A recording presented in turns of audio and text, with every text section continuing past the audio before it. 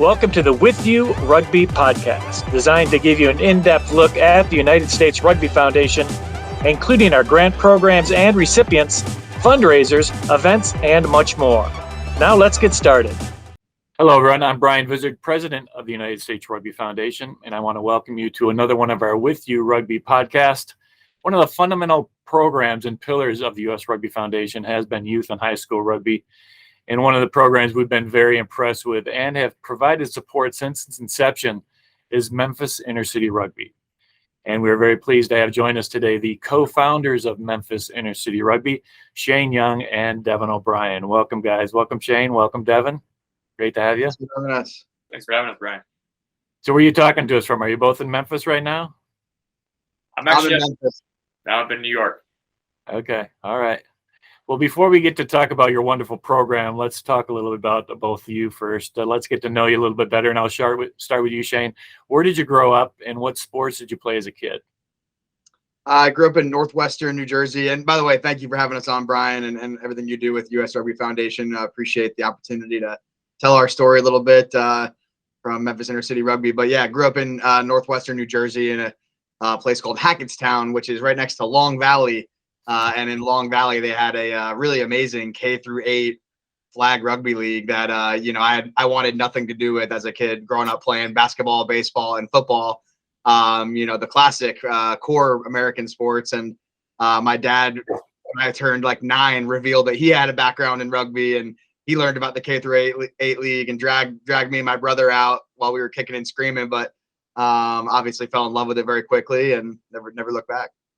Okay, and how about you, Devin?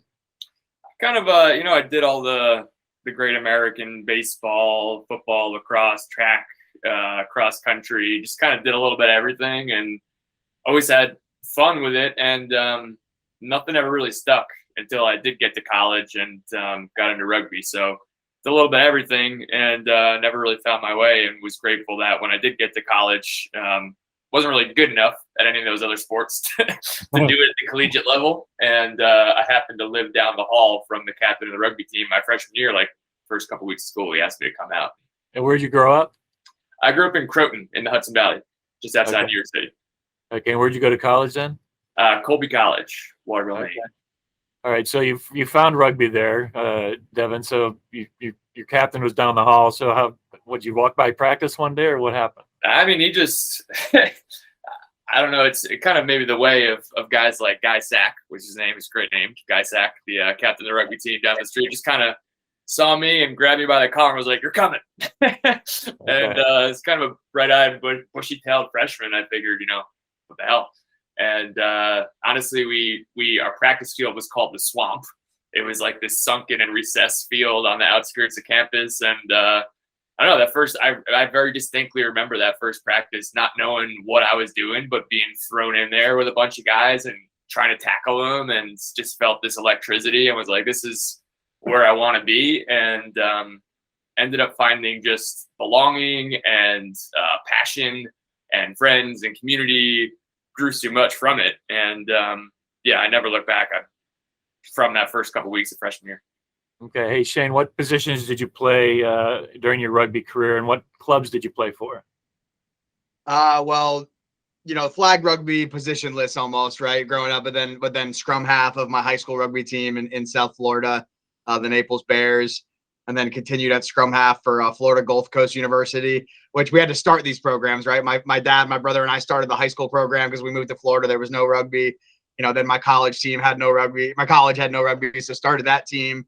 Played scrum half there. Then right after college, moved to Memphis and, played as much as I could, while teaching and coaching and doing MICR with the Memphis Blues.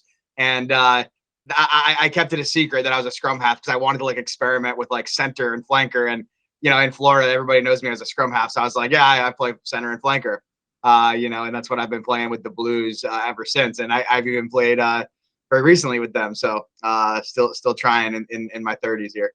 Very good. Devin, how about you? What positions you play in the clubs you played for? Just a lot of wing and fullback, a little bit of scrummy. And, I played at Colby and then went right down to Memphis. We shipped down with Teach for America. And like Shane said, played a bit with the Blues and the Bluff City Kings and a couple clubs down there. but coaching and teaching and Memphis Inner City Rugby ended up being kind of where I was able to direct my passion and my heart for the game. And I also threw out my back trying to teach like a 17-year-old kid at a scrum. And I was like, it's not going to be a kind of storied playing career for me after that incident on the practice field with a kid, but ended up finding, my way with MICR has been, the greatest blessing of my life. So don't actively play anymore, but fortunately get to be part of the MICR family. So Devin, how did you get to Memphis though? What brought you to Memphis?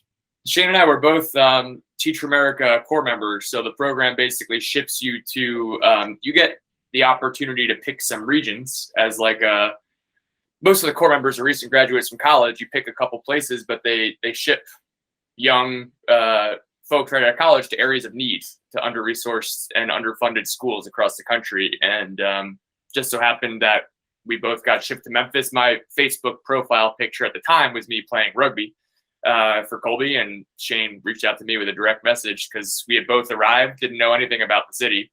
Shane, he might tell this story, but he thought that Memphis had a lot of mountains, so he wanted to go to Memphis. That was like one of the regions he picked for TFA because he was like, I'll be in the mountains.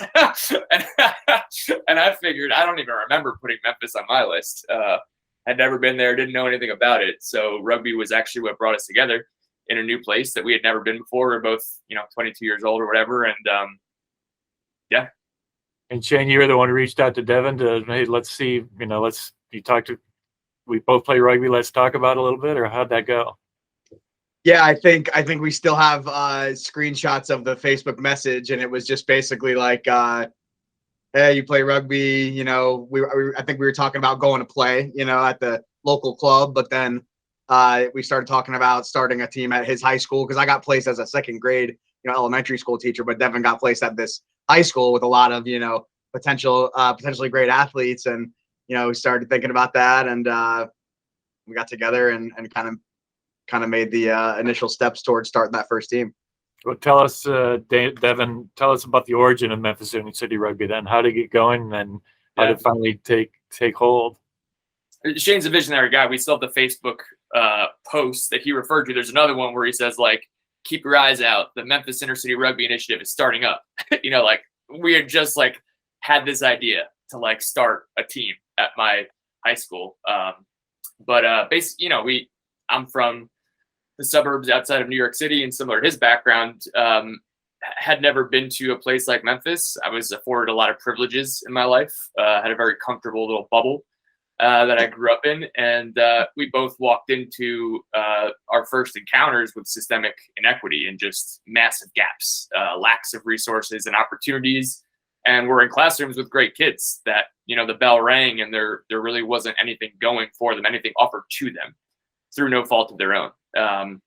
And so, as I said, Shane was like, let's start a rugby team. And it aligned with, I was very interested in, we showed up, we wanted to help, we wanted to contribute. That was why we were there. That was our purpose. And so we figured all you need is a ball and a patch of grass to start up a rugby team. It's not like I need to dig into my pockets too deep to try this out. So we just held an interest meeting and somehow convinced the AD and the principal at my school that we were qualified to do this, and brought 25 kids out to a public park down the street and started going. And I fell in love with that much more than I did standing in front of a classroom teaching lessons, objectives, topic sentences, whatever, just being with kids outside of school and connecting with them over the sport I loved and joking around. And it was just a way to connect with the kids in my classroom in a way that I couldn't do between the bells. And, we were teachers, so we also decided to hold a study hall. We called it Rugby College Prep as part of what you had to do to be part of the team. You had to come to my classroom and do study hall, and just tried to kind of, as educators, we wanted to teach values out there on the rugby field, just like we did in our classrooms. We thought would translate, and use the pitch as an opportunity to deepen our connections too, and teach our kids in ways that we couldn't in the classroom. So kind of fell backwards into it. But we saw kids growing, man. We saw kids, teachers saying, hey, Perez stayed after school for the first time and was making up his homework. That's awesome. Great job. Or, Abdul wasn't cutting up as much today. Or a teacher would be able to pull us into a classroom and say like, hey, can you help with this situation? Because as a coach, you have a unique relationship that you've developed outside of school. You're not the punitive principal. You're not the disciplinary figure. You're the caring adult that's like, all right, man, like I see something's going on. Like, let's talk about it. Like, I'm in your corner. I'm on your team, And so it just kind of organically grew. We saw the impact. Teachers loved it. The principal loved it. The kids were growing. And then, Shane found another school, and suddenly we had more demand than we had supply. And we were, 1 team, 2 team, 3 team, 4. And then we had to figure out how to make a 501c3 and become a nonprofit. And Shane, what's the mission of Memphis Inner City Rugby? So I'm going to read it right to you. We're very proud of this, but it's important to us that every word is communicated. So MICR leverages power of rugby to close the opportunity gap, create a relentlessly supportive community, and drive upward mobility in under-resourced communities across Memphis. And it's working, right? We think it makes a difference. We think it moves the needle. We think it does cultivate upward mobility, and we know our kids love the community that exists. And of course, they love the game that's associated with it. So yeah, we believe in it. Devin, I'm assuming, starting this new program, there were some challenges involved early on. What were some of those early challenges, and are there still existing challenges that you face? For sure. Memphis is a basketball town, grind city. Football had big pep rallies and cheerleaders and stuff. And the rugby team, at least in those early years, was just, me and Shane in a public park, with like used jerseys that weren't ours from a different school, and a box of cleats we got from an old rugby club. Forget where we got our first box of cleats. But there was, there's a lot of cultural capital and buy-in to basketball and football. And so it's an uphill slog to make rugby seem cool, to get parents and kids invested in it. Kids would love the game right away. Kids would love the fact that they could be a running back and a linebacker. They would love the physicality, the fun, how everybody had a place. But there was definitely attrition to the predominant mainstream sports early on, especially, and financially too. Like it ended up being at its highest, like $100 to register a kid to play rugby. And we're working in low income communities. Nobody can afford that. So we had always taken that on ourselves. So even in the beginning, when we were just trying to get cleats, jerseys, student registrations, some food before and after games, we were digging into our own pockets and fundraising. And that's, it was a zero cost opportunity for kids, as it will always be. The families and schools don't have to pay a dime for it. I think there's a difference between being a rugby team or a league and being like a nonprofit that's trying to actually combat the opportunity gap, that's trying to actually drive upward mobility. Like, our goals are not to go out and dominate every game. That's great, and it happens, and we've won hardware, and the kids have played at the highest level in the country. But the initial challenges are similar to the ones we have today, which is that using this context of rugby, this sport, this platform, to do so much more. To confront real obstacles and structural barriers to success that exist in our country for the communities we serve, and using that platform to stick with kids over time when they have to face adversities that I've never had to face and many never have to face. So being more than rugby is constantly a challenge, because the game is great. It's what binds us together. We love it. It's fun. But we're here for a lot more than that. Mm-hmm. And Shane, the program's been 10 or 11 years now in existence? We're currently kind of smack in the middle of year 10. Yeah. So a decade in the rearview mirror, and entering decade number 2 is very exciting. And how has the program grown over the years? Well, it's just scaled up, and there's all these different chapters of it that you can look at. And, I won't lecture all the way through all of them, but, from 2012 through like those first 2 years, like Devin made mention, we had his original program in school, Kingsbury High School. And then, I kind of broke off and formed that second team so that we had some kind of infrastructure, a team to play against, and that was sort of the beginning of the community that is MICR, which then in 2015 added girls rugby, thanks to Sanam Cotton, another Teach for America alumni who, had a rugby background from Chicago, strong female voice in one of our partner schools, and started girls rugby, which is now nearly half of our participants are girls. And, the hardware you see behind me, a lot of that is won by girls, winning the Tennessee State Championship, becoming All-American. So, that's how it kind of scaled originally. And now, 10 years in, we're building these pathways, which means geographically connected, programs so that all of our high school programs, which we have several throughout South Memphis and Hickory Hill, Orange Mound, different communities we've been serving for a decade. We now have high school programs that are fed by, both charter and city schools that have middle school programs. Next year, we'll add elementary.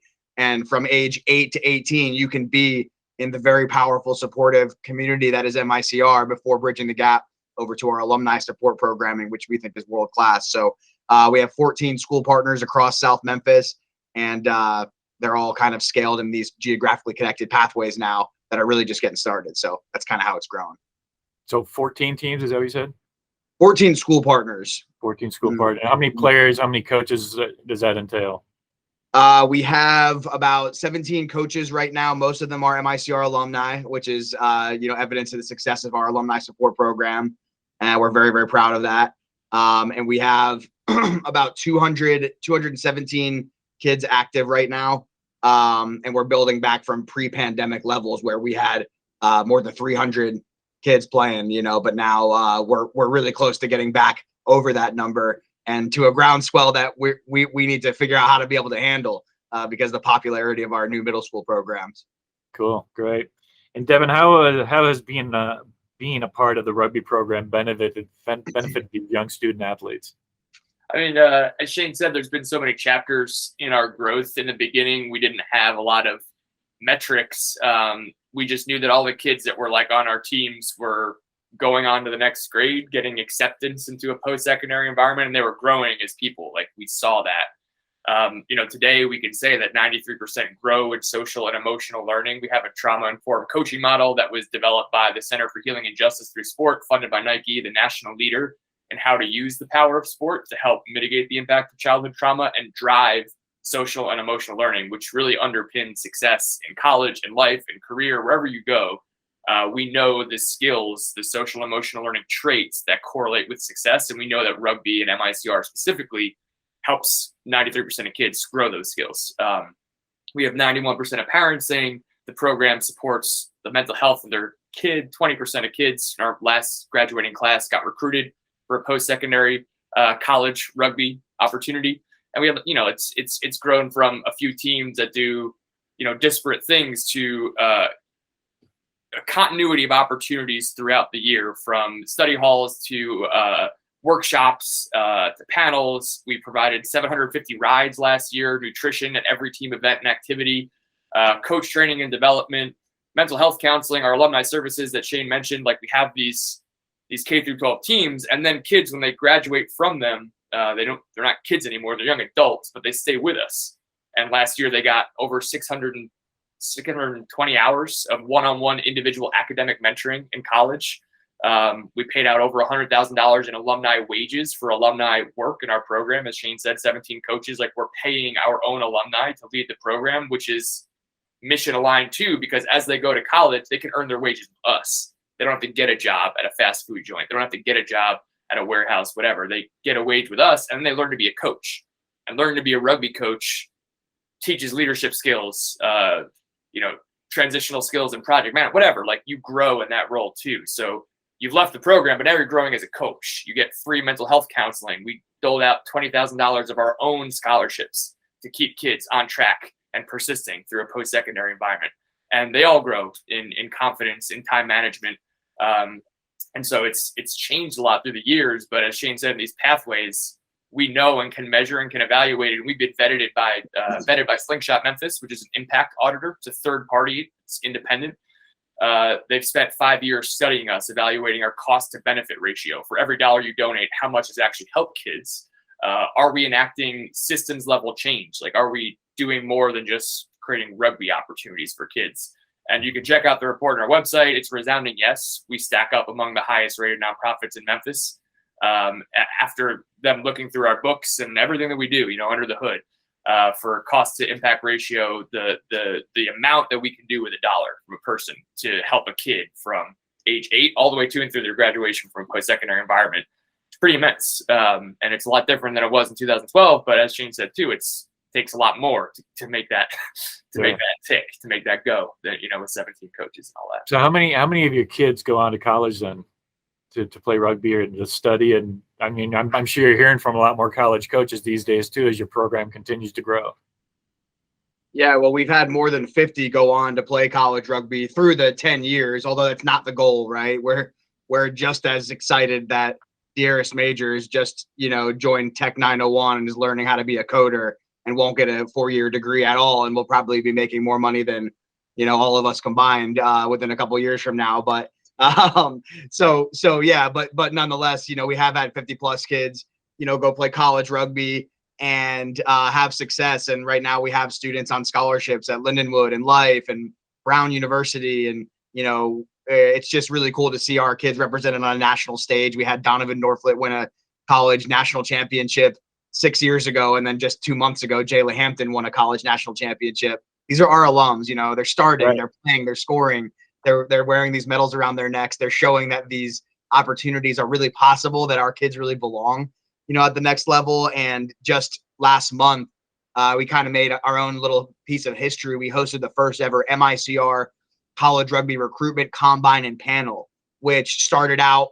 with our own alums who were home from college, in December, right? They're on winter break, and they sat on panels, a men's panel for our boys, a women's panel for our girls, where they told their stories of playing college rugby and coming from MICR and what it's like to be a person of color on a campus of predominantly, white individuals, and how to traverse through that space, financially, socially, athletically, academically. And there's no better voice for our kids to hear when they need to feel out those spaces, which many of our kids back in 2012 and those early days, they had to take these risks and really pioneer. They didn't have an example, of like, oh yeah, my teammate who was a senior, it didn't work like that, but now it does. And after they heard from those panelists, our own alums, they played and they did skills and drills and competed and tackled and scored in front of more than a dozen college rugby programs who were there to see our kids, to promote their programs, to offer them scholarships.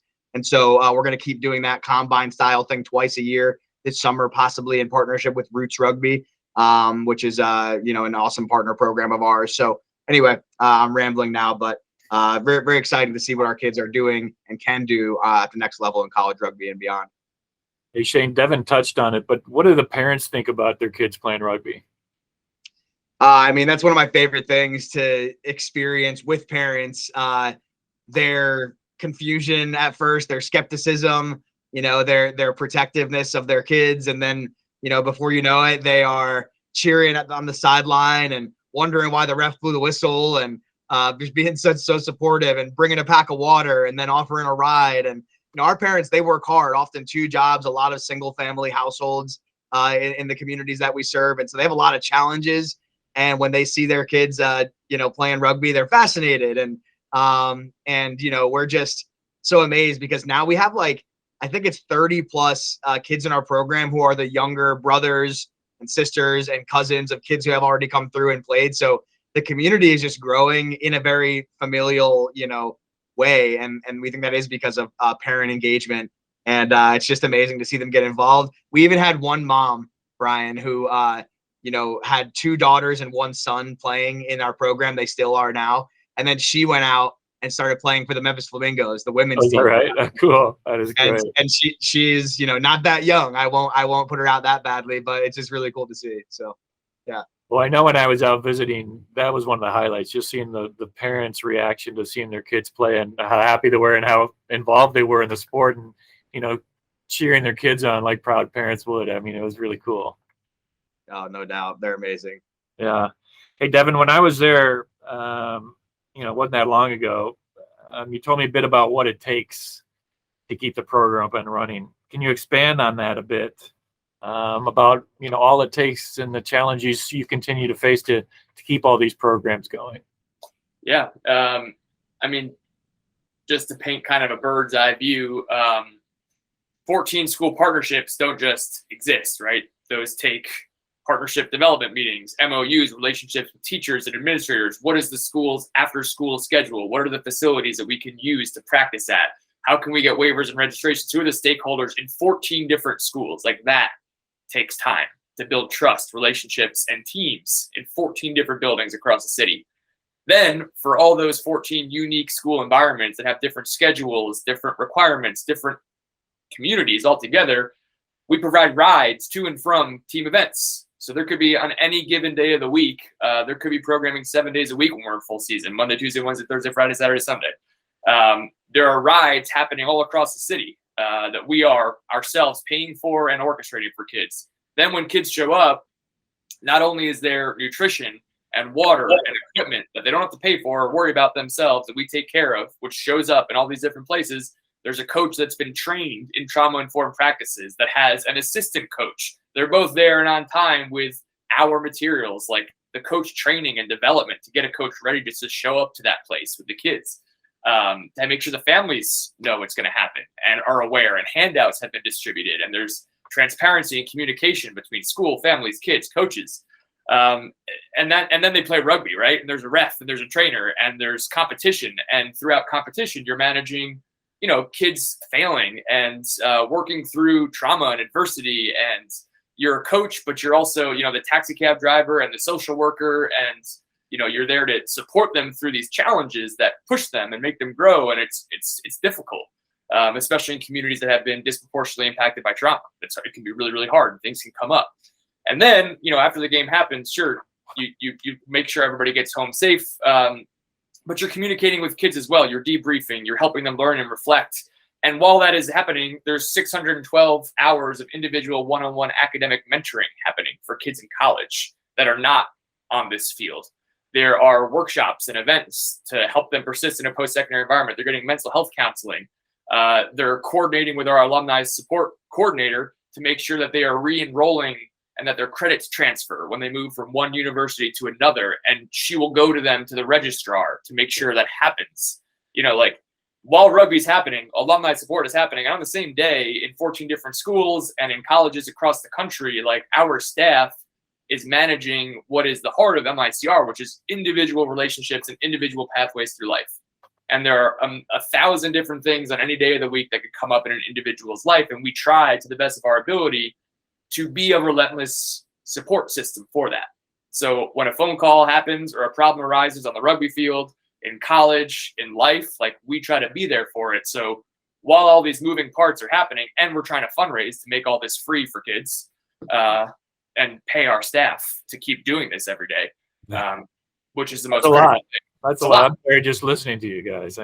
That's a lot. Are you guys still teaching, or is this kind of the coaching and all the other stuff is full time now? Yeah, we were fortunate. We got we scaled. We were raising $2,000, $3,000, $4,000 in 2012, 2013, 2014. But as we grew, we've like the US Rugby Foundation, we've been fortunate to develop partners that have believed in what we've done and seen the impact and invested in us. And so today we've transitioned. It's not MICR would go away tomorrow if we were still teachers. It cannot exist without full-time leadership. That's where we are. This cannot happen unless people wake up every day and think about and help the kids. So we now have a full-time staff of 5 folks, which has given us a foundation to grow upon. And we're not there yet.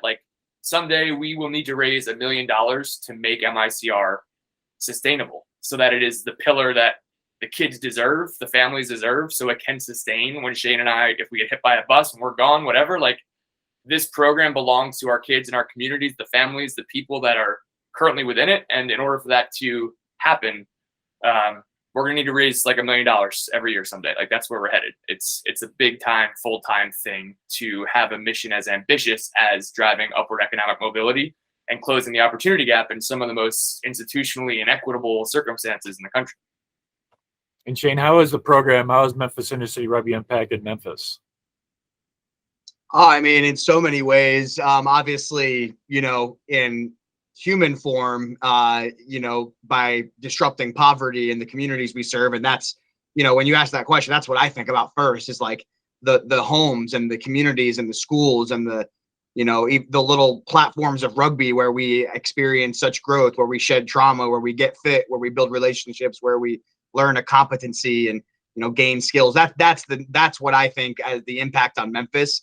And we have yet to see, what that actually means in the future, because these are such young people. So that's the difference. But I think also there's this economic and exposure difference, because there's a bunch of people around the rugby community in America and around the world who never thought of Memphis before, but now they think of MICR because we've been in a Nike documentary. We've been published in the BBC and NPR and talked about on Brian Vizard's With You podcast. And so we have this audience now. And so we've been able to host Premier Rugby Sevens. Their inaugural championship was here in Memphis. We've hosted the first ever Urban Rugby Championships, 170 people from DC to Dallas to LA coming to Memphis to be part of that. Roots on the River, another inaugural championship, we hosted here. So we've brought a lot of things to Memphis and a lot of attention to Memphis. And we hope that it's just the beginning of that with all the amazing things our kids and our coaches are accomplishing. So we hope we've brought a spirit and identity, some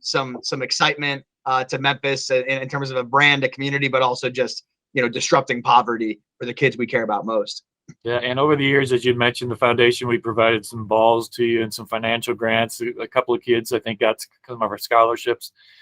But for the listeners who are listening today to this podcast, how can they make a donation, or how can they, I'm sure you're looking for volunteers as well. How can somebody get involved with Memphis Inner City Rugby?